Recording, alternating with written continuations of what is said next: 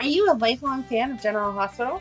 Are you a new fan who wants to know more about the history of the show? Do you enjoy talking about the show with others? Do you find yourself yelling at the TV? Is your self-care an hour a day in Port Charles? If so, we invite you to join hosts Amanda Kimmel and Shannon Coach at the place where all the hidden conversations take place and secrets are revealed. Meet us at Pier 54, a General Hospital fan podcast. Hi. Welcome to the Port Charles 411, all about Studio City. I couldn't remember what it was called. I know we've talked about it 100,000 times, but whenever I went to watch it last night, I used the handy dandy voice function on the remote and was like, Sean Kanan. Oh, thank you. Brought it right up. So if you forget what it's called, just say his name. It'll bring it up for you.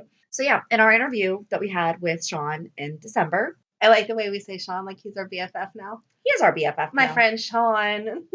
He shared with us, and he said that we were the first platform that he was actually talking about it with. Yes. That he was doing this. And it's a web series exclusively on Amazon. And Soap Opera Digest wrote up a nice little blurb about it that I will read. And it just says, Sean Kanan launches digital series.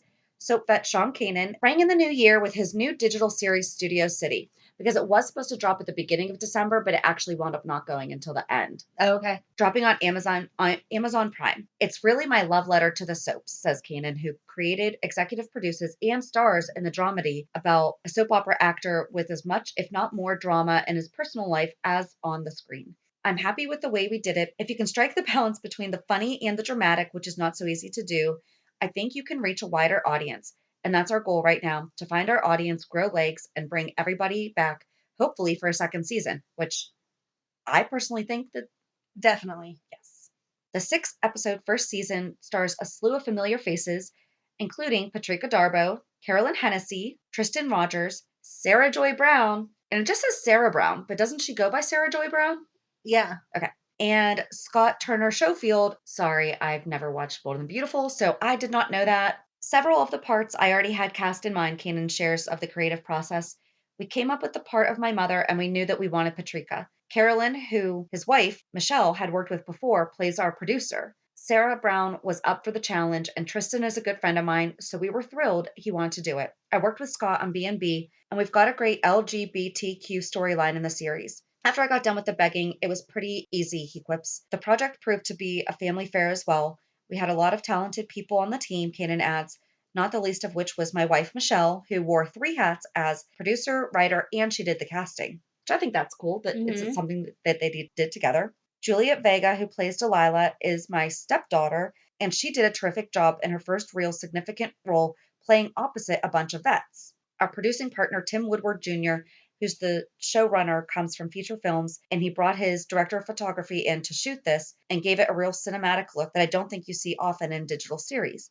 We're really proud of that. It's been a long road with a lot of twists and turns to get this made, but has become an incredibly rewarding experience. So that was a little write-up from Soap Opera Digest if you need a little, but what is it and why should I care? Well, that story made me sad because I didn't realize that was the whole first season. You didn't? No, I was hoping like they were releasing this 6th, and then in February there'd be a few more or something. Well, then that could be season 2. It's like Stranger Things, how they just dump all the episodes on one day, which I like but hate. Yeah. Because then you binge it and you're done. I hope that the second season is quick coming, because if I have to wait, like that Mrs. Maisel that's on Prime, I binge watched the whole thing in December, and now the next season isn't until like next December. Right. And that makes me sad. I do that with Working Moms on Netflix. Ah, yeah. Because you got me addicted to that show too. That's a really good one. It is. So what did you think about Studio City? I was actually really surprised. I love Sean, but when he first started talking about it, I was like, what can you do in 15 minutes that's going to get me addicted? Honest first thoughts. Yeah. You know what I mean? But as I watched it, I was like, yes, this is really good. They did a really good job of making the soap part of the show look and feel like a soap part. It was the correct like dramaticness and like ridiculousness. I was gonna say I really like that they really emphasize the ridiculousness though. Like, yes. The one doctor shirtless with the lab coat on in the morgue. Mm-hmm. I was like, oh please, that is so. I mean, he's making fun, and that's, we've talked about it. You have to make fun of yourself about certain things, like, right. And it's one of the stereotypes, Yes. exactly. And then the real world part was real world enough. It Mhm. had a really good line because I wasn't sure how you were gonna portray a soap on a soap and not have the whole thing feel soapy. Does that make sense? I think I do understand what you're saying because it needed to it needed to be real life. I mean, it's not like when Joey was on Friends was on Days of Our Lives, Right. because the story was not his life being a soap opera too. Exactly. But I didn't realize, and he didn't tell us this, that the girl playing his daughter is his stepdaughter. No, I didn't know I that think that's either. awesome. That That's is amazing. awesome. Maybe that was just like a little Yeah. surprise for us. She did really good. She absolutely did. I was impressed. I really was. I had a similar thought about, okay, but it's going to be 6-10 minute episodes. But then I really thought about it as I was watching. And when we watch things now, because we don't have cable, Yep, I thought of that it's too. only 22 minutes. Mm-hmm. So when he has a 15-minute episode, okay, Yeah. we're only missing 5 minutes. You can definitely, but I think that we're also accustomed. I think that, oh my gosh, this is going to be a generational thing Oh no. that we Stop were. making us old. I know, but that, like, we think of General Hospital as being an hour, but you and I both know we only watch 35 minutes because Yeah. we stream it. There's a whole. I know that you're right, but I don't I know. want to accept that. That's okay. Shows are a That's half why hour. we like soap operas, Yes. because we don't have to accept reality. Exactly. Shows are a half hour or an hour. So the idea that this was around 15 minutes, I was not expecting it to be good, and it was really good. And it was quick moving enough that there wasn't a lot of filler.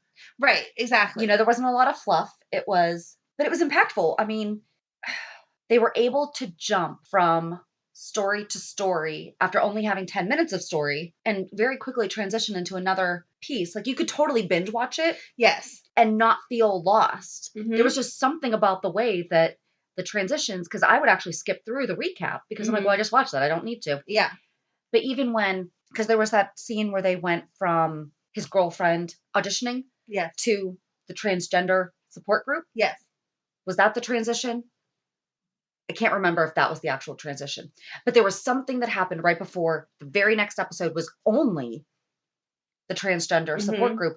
And I don't feel like that was a bad transition. No. Like, it felt right. Yeah. So. No, I was super impressed. Not that I wasn't expecting it to be bad just because of all the actors that were going to be in it. Work? Exactly. Right. I kind of figured it was going to be, how sometimes there's a show that you watch and you're like, oh, yeah, that was cute, but you don't care if you see the next one again. Mm-hmm. This one, you wanted to watch the next episode. Absolutely. And when it got to the end of the last one, and it's just the little corner, the little box in the corner, and it's like up next, and I realized that up next was not another episode. I was like, oh no, I finished it already. Wait, I need more information. So yeah, it was a good soap. Yeah. So yeah. What do you think about Tristan Rogers playing his dad? I love Tristan.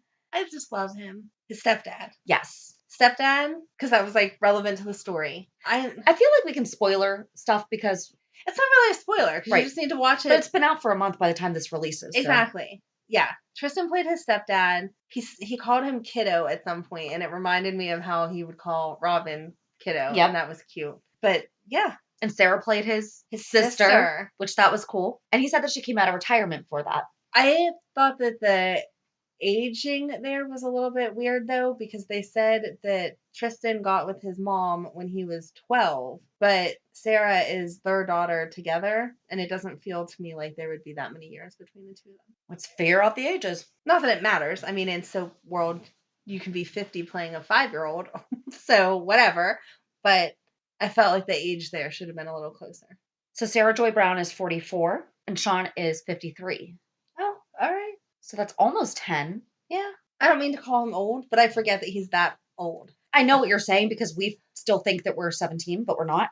And on General Hospital, I still see them together. As peers. Right. And they were the same age. Right. So to see them playing siblings with that much of an age difference, that was my only, I wouldn't have put them that because far they would apart. have had to have had her right away. Or maybe they had her before. Oh, no, because he said you were 12 when I met you. And it took him 7 months to fall in love with his mom. A year to fall in love with his mom, half that time to fall in love with. That was so good. It was. That was my favorite Okay, so part. we are so all over the place. We are sorry. But what more would you expect from us? Right. But if you haven't watched it, I hope that we're giving you reason to watch it because I really feel like you almost can't explain it. So they touch on so many, and I think the thing that I was the most impressed about was he did touch on so many, like, really, really, really important things. Yes. General Hospital is the first soap opera to have a transgender actor playing a transgender role. Mm-hmm. And I thought that was done very tastefully. We try not to get into personal opinion on any hot topic just because But things shouldn't be a hot topic sometimes. right. It's about the fun of General Hospital and that's all that it's about. But I thought that the way that they ran that storyline was done really authentically and tasteful. It wasn't done to get a reaction from people one way or the other. They weren't trying to exploit anyone and they weren't trying to use it just for ratings or anything like that. It was a very, what I would assume, honest portrayal of coming into the industry and trying to find your place. Good job. No, I agree. And then they also touched on the Me Too movement, and it really came out in the last episode. Yes. That I was not expecting. Right. At all. Do you have an idea for a podcast but don't know where to start? Download the free Anchor app or go to anchor.fm to get started. Anchor is such an easy way to record and edit a podcast, and you can do it from either your phone or computer. Best part is you don't have to worry about getting it out there. Anchor distributes to many platforms, so you can be heard on Spotify, Apple Podcasts, Stitcher, and many more. You can start making money right away without having a minimum number of listeners, too. Anchor really is everything that you need to make a podcast all in one place.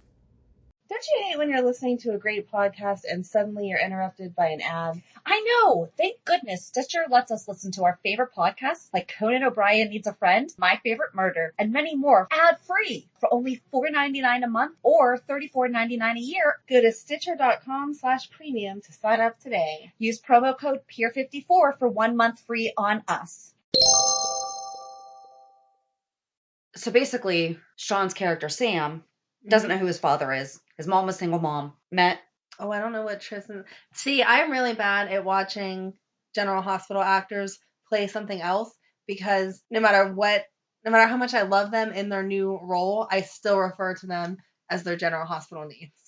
So I don't know what Tristan's name was on the show. I'm sorry. For some reason, I want to say Jack, but I don't think it's right. Doc. So I was close. And you'd think that I would remember that because that's actually what my kids call their grandfather. So anyway, Sam was 12 when his mom met Doc. And like Amanda said earlier, so Sam had like a tough relationship because he's like, well, I was 12 whenever I met him. So like, I don't see him as my dad. It's like, he's your husband. And it definitely felt like he respected who he is in his life. But he's like, but that's not my dad. So this girl comes out in essentially nowhere and tells Sam that she's his daughter. And it's actually in real life his stepdaughter.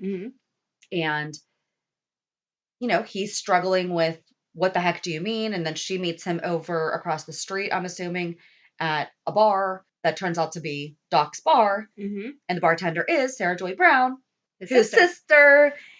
And they talk and she shows him a picture and is like, do you remember this woman? That's my mom. You left her pregnant, but she never came after you. And here I am. But then, so he was like just really struggling with all of that. And so Sarah Joy Brown's character, what the heck was her name? Lori, tells their mom, hey, by the way, your grandma. Surprise! And she really did a good job confronting her because she was no, you are not getting money. What are you here for? And she's like, I just want a relationship with him. Yes. She was harsh, but not totally nasty. Right. I mean, she was firm enough because you never know. Right. Especially this day and age. Who's a scammer. I mean, a cute little 15-year-old kid can totally scam you. So then she finally sat down with Sam and he said, tell me who my dad is. And she told him I was 17, had just moved to Hollywood to get a job and a producer took advantage of me. Right. And she didn't say the name. True. Which part of me really hopes that because we are getting a second season, Sean, when we get a second season, that I hope that he doesn't find out who his... Right. Because that gives you a face to hate. I mean, it's bad enough to hate. Although, where he's an actor, what if I don't think that she would have let him work for his dad. Right. I don't know how I want that to go. But she just broke down. See, I just kind of assumed that it was an older director that's passed away already. So True. it won't matter. True. I could totally, that would be a great. So they can give a nice made up name and then he's already passed away. And so it doesn't matter. Right. Yeah. I like that. I just felt so bad when she was sitting there crying, saying, like, please forgive me, because I wasn't getting the impression that he was mad at her. Mm-mm. I think he was just like, what? That's not what I was expecting. Not at all. You Right. know, I think he was expecting a one-night stand or Yes. something like that. I don't think that he was expecting her to be raped. Right. Or sexually assaulted. Or put in a position to where, because she even said it, she goes, in that day and age, that's what you did. There was no other choice. Mm-hmm. Which is horrible. But we hear about it like with Judy Garland. Right. And all those women of that age, they did stuff that they're not happy about that totally messed them up and ruined their lives. I did think, but then later on, Doc sits down and is like, I just want you to know that I know that your mom told you the truth and I don't think any differently of you, and that does not change who you are to me. And then, like Amanda said, that he fell in love with him first and it took him longer to fall in. And then Sam finally calls him dad. That was so cute. Because I think that he realized, that you've loved my family. Right. Despite this massively horrible, horrible thing. And he was so honest about it. He was like, you're a pain in the butt. You've been a pain in the butt forever. But I still fell in love with you first. And it was a great line, but as a single mom, it just kind of gets you in the, because you love when people love your kids. So. Oh, our best man at the wedding, part of his speech was that JD had fallen in love with the kids. And he joked, he's like, not sure if it's because you're a big kid yourself or what, but. That's cute. He's like, we know that he's fallen in love with you, but, to see him with the kids is. Yeah. And you're right. There is just something about that. But so it's going to be really interesting to see where that goes with him. Because now you have to think about the fact that that little girlfriend that he has is obviously cheating on him on the side. Mm-hmm. And she's 22, which is only 7 years older than his daughter. Yep. I thought that was funny. Whenever the girl said she was conceived in 2003, he was like, I'm not old enough to be your dad. And she was like, yeah, you are. And right. He kind of got that face like, oh. Yeah. Yeah, I kind of like we say, oh, are we that old to have kids this old? How did that happen? So cute. And Tristan Rogers has cancer. I know. I was going to talk about it. So we need to find out what's going on there. The idea of not having a second season, that's absurd. There has to be more than a second season because he did a really good job of starting all these storylines, but they need so much more developed. Yep. So. Exactly. The one, I wrote 3 notes. How powerful was that last episode that we just talked about? Mm-hmm. Sarah Joy Brown Hart. And hearing Tristan Rogers swear. Aww. Because I don't think I've ever seen him in anything else.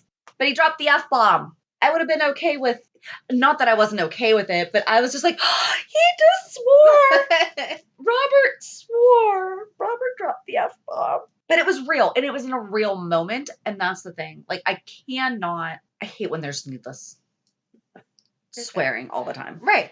No, I felt like it was good on that front, too. I mean, there were grown-up words, because it's a grown-up show, but it wasn't incessantly added just for the flair of it. I hate when, even with soaps, storylines are obviously over the top and overdone in soaps, and in this story that has a soap line, the soap parts were definitely soapy, but there was none of that added ridiculousness. So Veronica Mars never could swear because it was a show on TV, but they had like a tongue-in-cheek that you knew what they wanted to say and they didn't. But then when they just did the Hulu reboot or whatever, F. And I'm like, oh, come on. Part of the fun of it was that you didn't do that. Right.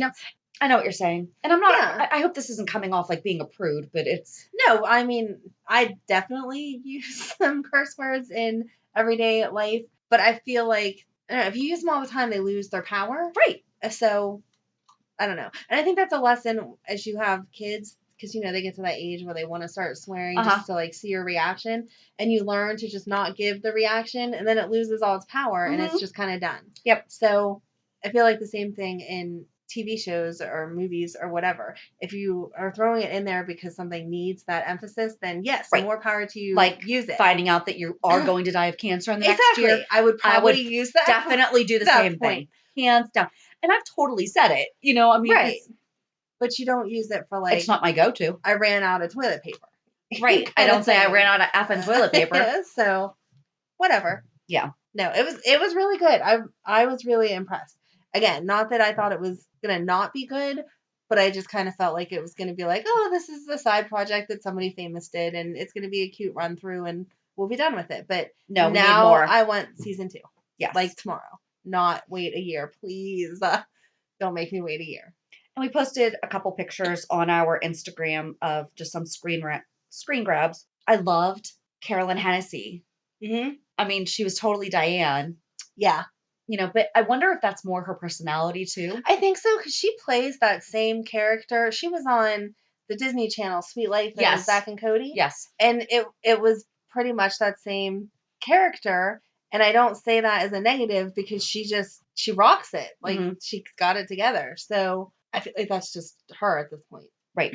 And we had some people, Shy Gal 8199. I liked it. I look forward to more episodes. GLOEO. I'm going to say it's Glowio. Binged in one sitting. Janie Diamond Pink. Clap, clap, clap, clap, clap, clap, clap, clap, clap, clap, clap, clap, clap. And then just some other people saying that they're going to check it out because we said if you're bummed about the lack of General Hospital this week, you should definitely check out Studio City on Amazon Prime, created by Sean Kanan, who also stars in it alongside Carolyn Hennessy, Sarah Joy Brown, Patrick Darbo, and Tristan Rogers. Was there anything that we didn't talk about with it? I don't think so. You just have to watch it. I mean, I think we gave you tons of information about it, but you still have to see it for yourself. Yes, because it's definitely, and I think that it's appropriately the premise that Sean said that he wants to have it seen as like a love letter to the soaps. Because it really is. And you know what? Things like that happen in real life. Right. You know, and that's why we have our reality check Mm-hmm. at the end of our Monday episodes because, you know, life's funny. Life's messed up. Sometimes you need to use curse words. Sometimes you don't. Exactly. But yeah, so definitely check out Studio City on Amazon Prime if you haven't already. We're recording this a little bit early, so we don't know if General Hospital has not been on all week again. But if it hasn't, I mean, give yourself 10 minutes a day. You'll have it done. There you go. In a week. So it is worth checking out. It absolutely is. And we want season 2. Yep. Soon. Like now. Tomorrow.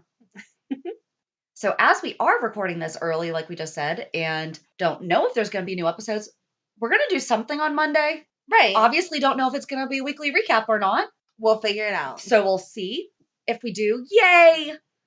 Even if it's one episode, we still will because we're consistent. Mm-hmm. So. And if not, we have no problem talking about anything. Right. We do have a backup plan, though, just so you know, in case there are no episodes this week, we do have a backup plan. So have a good weekend. And we'll meet you at the pier. Bye. Bye. If you enjoyed today's show, we invite you to go to pier54podcast.com to subscribe on your favorite platform. Don't forget to leave us a review. And you can also follow us on many social media channels. Just search for Pier 54 Podcast. Also, we are not perfect, so if there is something that we missed or messed up, just let us know by emailing us at pier54podcast@gmail.com.